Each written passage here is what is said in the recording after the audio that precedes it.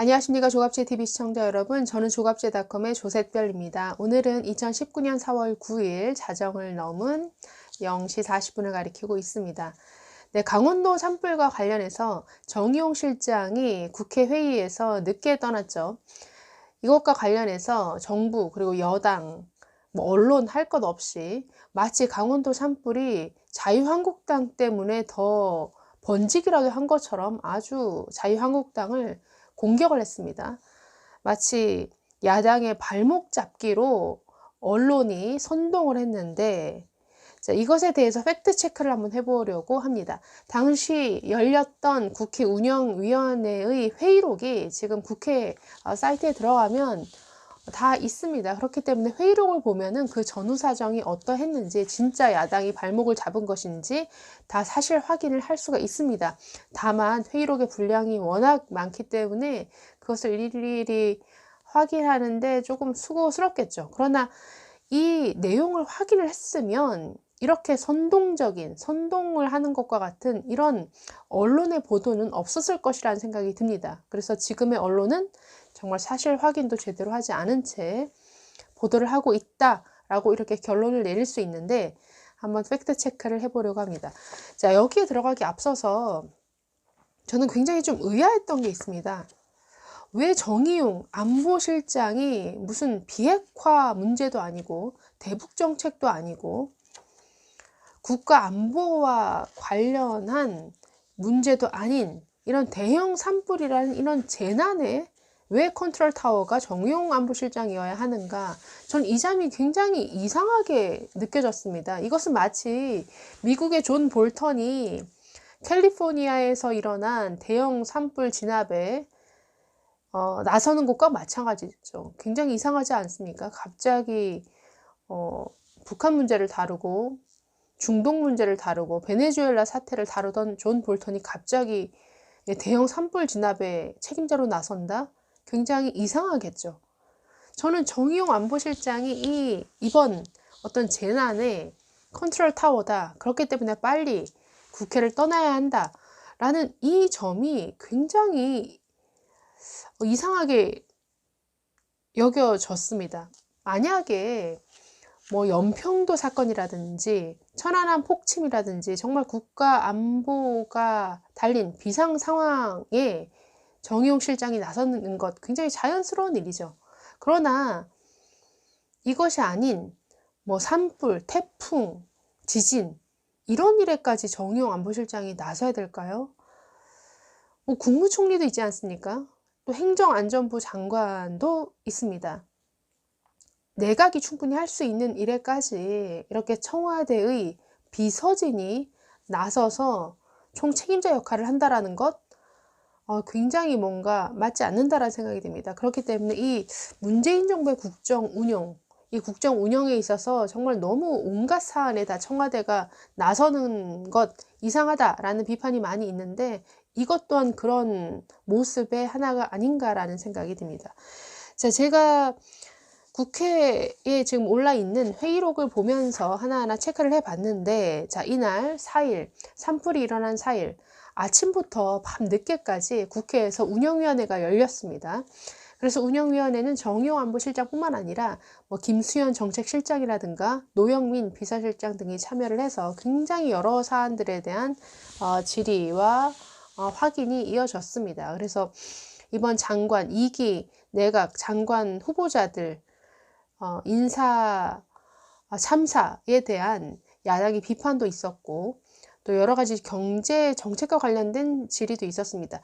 정의용 안보실장에 대해서는 훨씬 더 중요한 질문들이 이어졌죠. 왜냐하면 10일 날 한미 정상회담을 앞두고 있고, 또 하노이 회담 실패 이후에 과연 문재인 정부가 미국 정부에 무엇을 요구하러 가는 것인지, 그리고 하노이 회담 실패 이후에 이 문재인 정부가 비핵화 문제를 어떻게 다루려고 하는 것인지, 이것은 국민들의 관심사죠. 굉장히 중요한 문제죠. 그렇기 때문에 이것과 관련한 야당의 질문이 굉장히 많을 수밖에 없었고, 정의용 안보실장을 상대로 이런 국가 안보에 대한 질의를 하고 따지고 묻고 하는 것은 야당의 책무죠. 야당이 꼭 해야 될 일이죠. 이것은 화제 지난 만큼이나 더 중요한 일 아닙니까? 자, 그래서 오전부터 계속 회의가 이어졌습니다. 정의용 안보실장에 대한 본격적인 질문은 거의 오후 3시 반 지나서야 이루어졌는데, 자, 사실 자유한국당은 나경원 원내대표의 말에 의하면 처음부터 오후부터 계속 홍영표 원내대표가 정의용 안보실장을 빨리 보내줘야 된다. 왜? 10일 날 있는 한미 정상회담을 준비해야 되기 때문에 빨리 이석할 수 있도록 좀 협조를 해달라라고 계속 요청을 해왔다라고 합니다. 나경원 원내대표는 계속 거절했죠. 아니다. 이건 굉장히 중요한 문제다. 우리 입장을 정의용 안보실장 또 들어야 된다. 또 우리도 물어야 된다.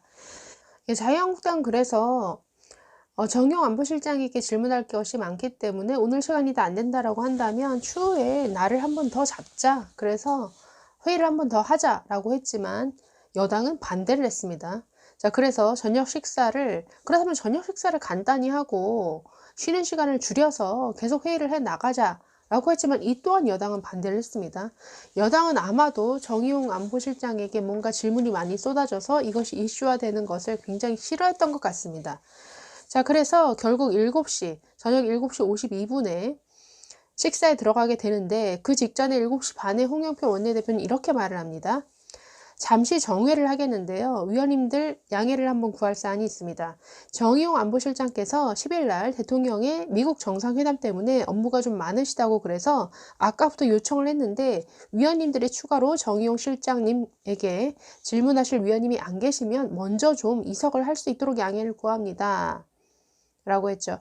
이때까지도 그러니까 저녁 7시 반 식사 들어가기 전까지도 화제 얘기는 산불 얘기 전혀 나오지 않았습니다. 그냥 오후 내내 얘기한 것처럼 미국 정상회담 준비를 위해서 정의용 실장이 좀 빨리 나갈 수 있도록 해달라 또다시 한번 얘기를 한 것이죠. 그러나 야당은 안 된다. 계속 중요한 질의들 많이 남아있다. 계속 진행해야 된다. 라고 해서 정회를 하고 이제 식사에 들어갑니다. 자, 그래서 1시간 30분이 넘도록 식사를 한 이후에 밤 9시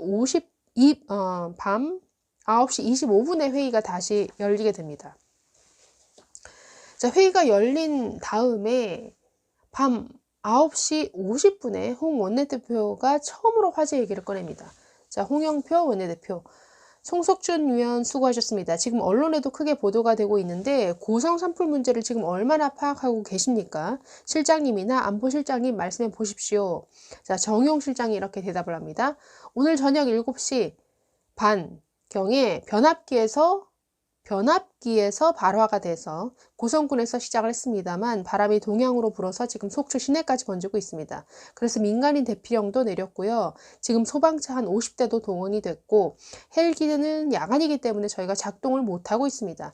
우선 1차장을 위기관리센터로 다시 보내서 상황을 관리토록 했습니다. 자, 홍영표 대표. 지금 속초 시내에도 아마 소개령이 일부 주민들 대피령이 내린 것 같습니다. 굉장히 상황이 심각한데 아무튼 정의용 안보실장은 이 건에 대해서도 아마 지휘를 하셔야 되는데 그것을 감안해서 위원님들이 질의를 좀 해주시고요. 위원님들의 추가적 질의가 없으신 게 확인이 되면 바로 이석을 하실 수 있도록 하겠습니다. 다음은 더불어민주당 누구 의원 질의하십시오. 그러면서 이렇게 얘기를 하고 계속 진행을 하도록 합니다. 홍영표 원내대표가.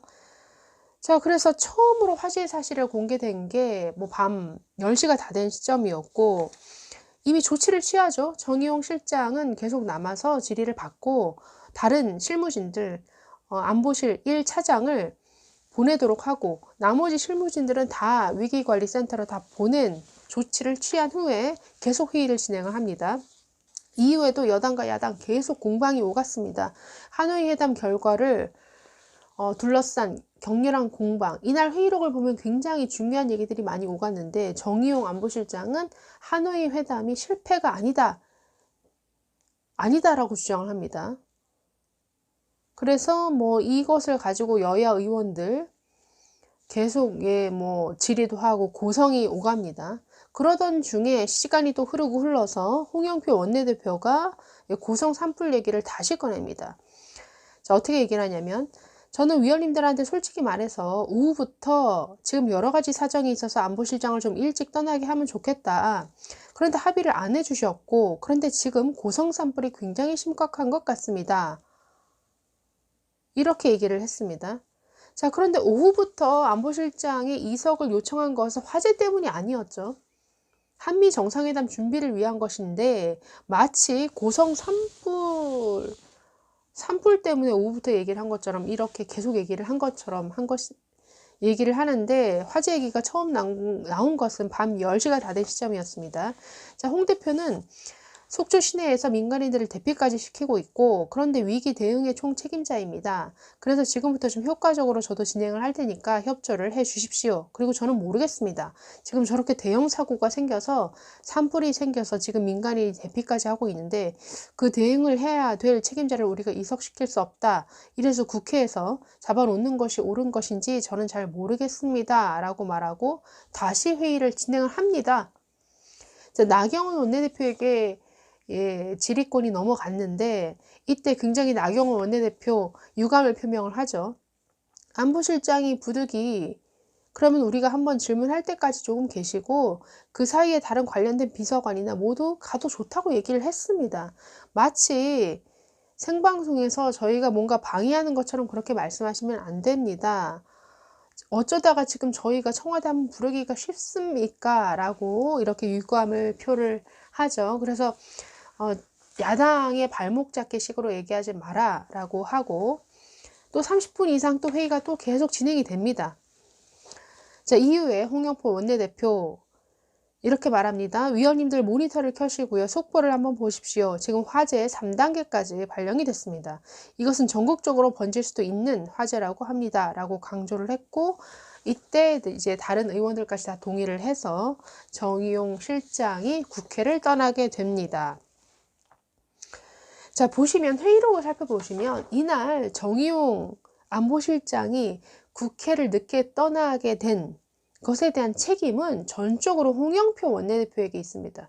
왜냐하면 이 운영위원회의 진행을 책임지는 위원장이 홍영표 원내대표이기 때문이죠.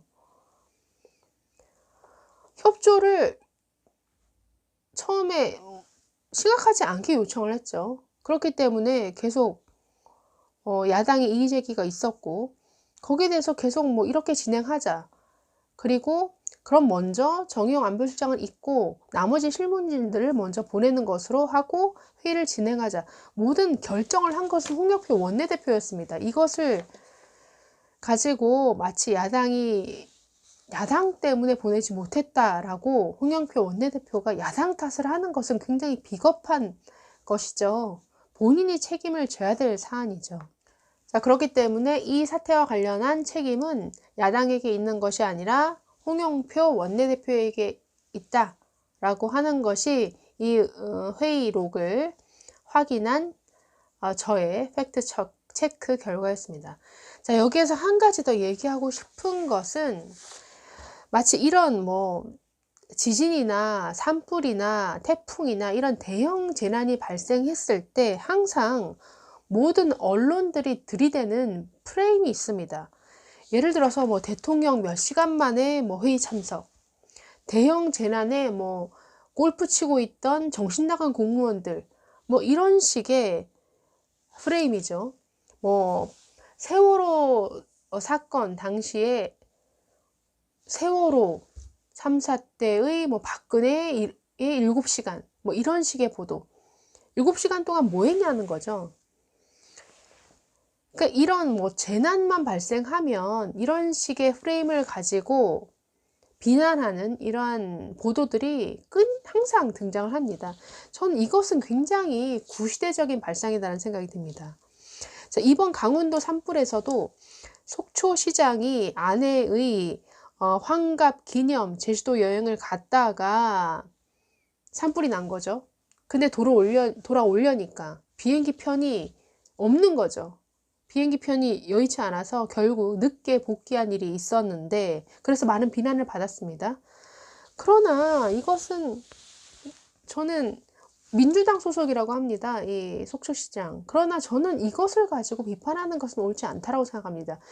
무슨 속초 시장이 산불이 날 것을 미리 예견하고 가만히 대기하고 있었어야 되나요? 대통령이나 공무원이나 마치 미래를 내다보는 예언가라도 되어야 한다는 그러한 프레임이죠. 이것은 대형 사고가 발생하면 마치 모든 공직자들은 자신이 하는 분야의 모든 일을 스탑해야 되고 오로지 산불, 오로지 지진 이런 대형 재난만을 살펴야 하는가. 대형 산불이 발생했을 때, 무슨 태풍이 왔을 때 다른 일을 하고 있으면 안 되는 것인가. 모든 국민들은 이런 대형 재난을 맞이하면 웃고 떠들어서도 안 되고 음주 가무를 즐겨서도 안 되고 아주 조신하게 처신하면서 조용히 이 사태를 주시해야 되는가. 이런 식의 주장이라는 겁니다. 이것은 좀 저는 지나친 프레임이라는 생각이 든다라는 거죠. 그렇다면 우리 이 국가에 대체 조직이 왜 필요하며 체계가 왜 필요하냐는 겁니다. 시스템이 왜 필요하냐는 거죠. 어떤 큰일이 터졌을 때 어떤 시스템이 작동해서 잘 대처할 수 있도록 하는 것, 이것이 굉장히 선진화된 시스템 아닌가요? 대통령이 아니면 또는 뭐 관련 책임자가 뭐 다른 일로 공적인 이유로 혹은 사적인 이유로 뭐 회의를 늦게 주재하거나 늦게 참석했다라는 것 때문에 마치 할 일을 못한 것처럼 이렇게 단정 짓는 프레임은 저는 굉장히 후진적이다라는 생각이 듭니다. A가 없으면 B가 대신해서 어떤 국가 위기에 대응할 수 있는 것, 이것이 시스템이죠. 이런 시스템이 잘 구축되어 있을수록 선진국 아니겠습니까? 그래서 저는 이런 대형 사고가 나기만 하면 어김없이 세월호 7시간류의 프레임으로 뭐 늦었다, 대통령을 뭐 비판하고 야당을 비판하고 시장을 비판하고 이런 식의 프레임은 좌파든 우파든 양쪽 다 저는 이제는 버려야 할 때가 왔다라는 생각이 듭니다. 네, 감사합니다.